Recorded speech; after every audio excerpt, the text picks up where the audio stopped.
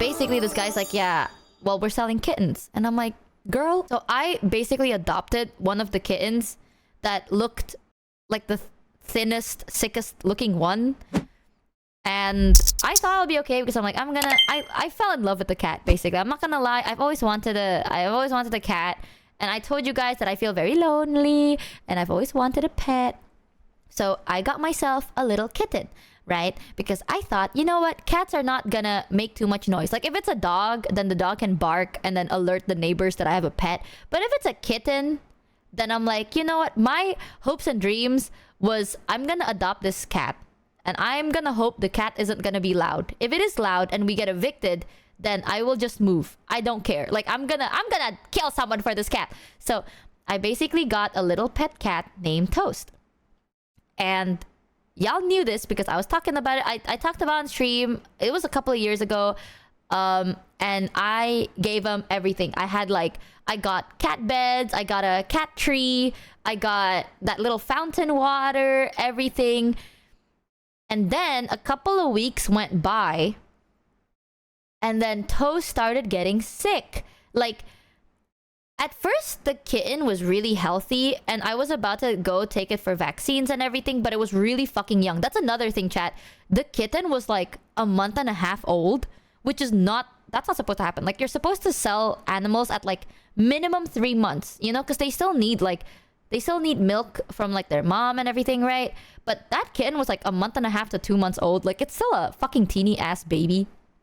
And Toast started getting really sick. So I got really fucking like scared.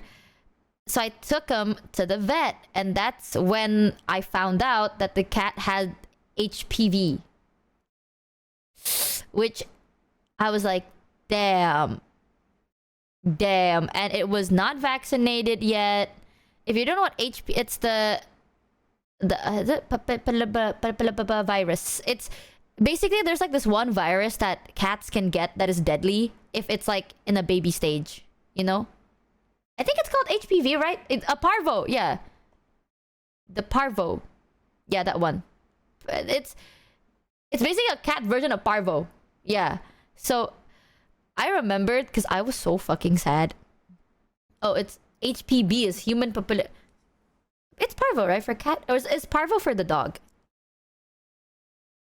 It's so long ago that I also forgot. But basically, it's the parvo virus thing. And cats can get it. That's why you get vaccinated for it. But if it's an older cat, it has a bigger chance to survive.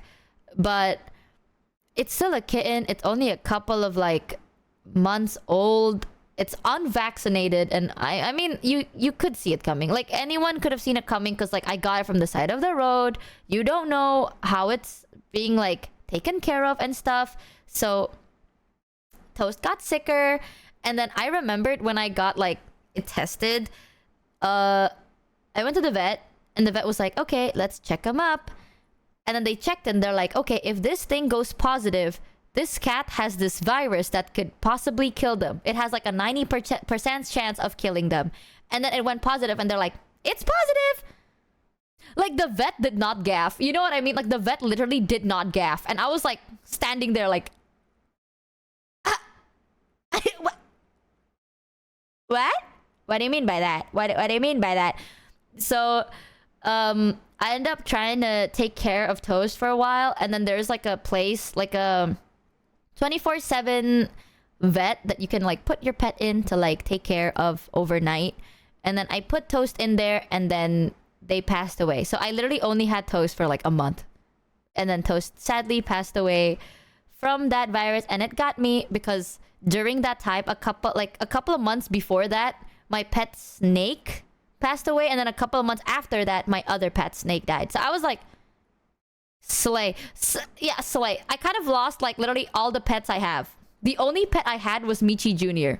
That, you know what? Until today, I'm still grateful that Michi Jr. passed away from like old age. Because then I know it's like, you literally lived your life to the maximum. And that bitch was spoiled. Okay, so Michi Jr., slay. Everyone else, like, that was a tough time for me. But I still remembered, basically, when I got that cat, the cat liked to like scratch a lot of things and bite a lot of things. One of them was my Ethernet cable.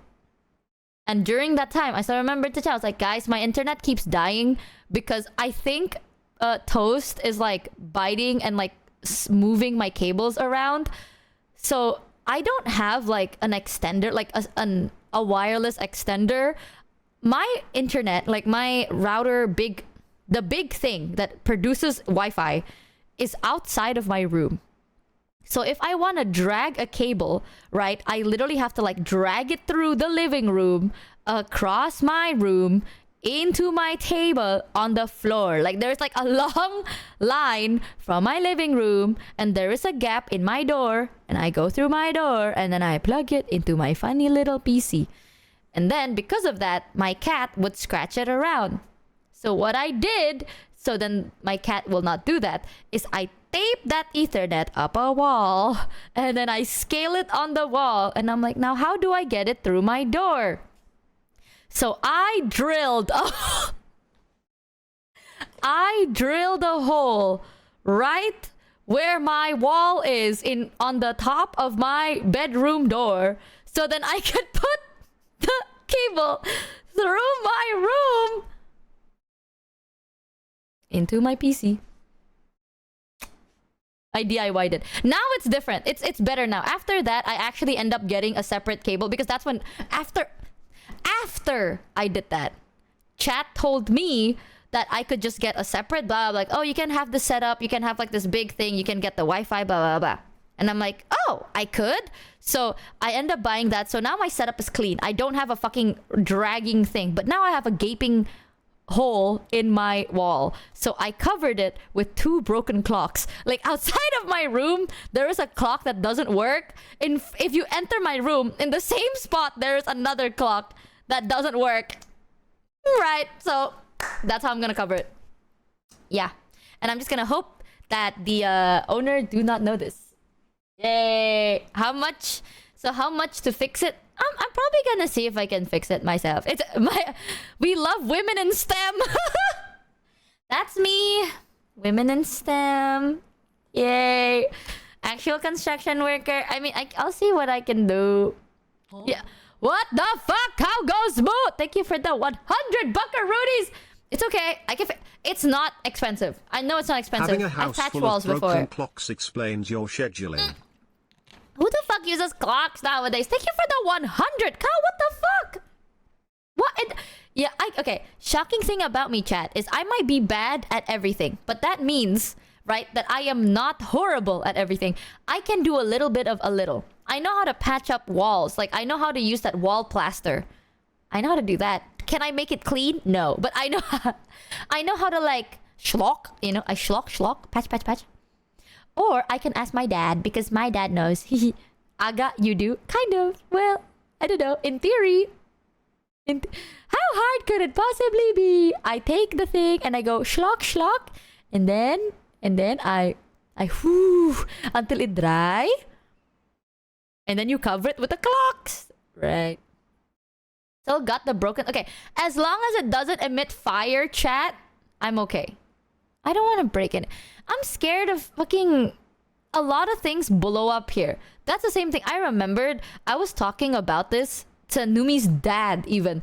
I was having a conversation with Numi's dad because apparently the cars in America, it's very, very normal to have heaters in your car.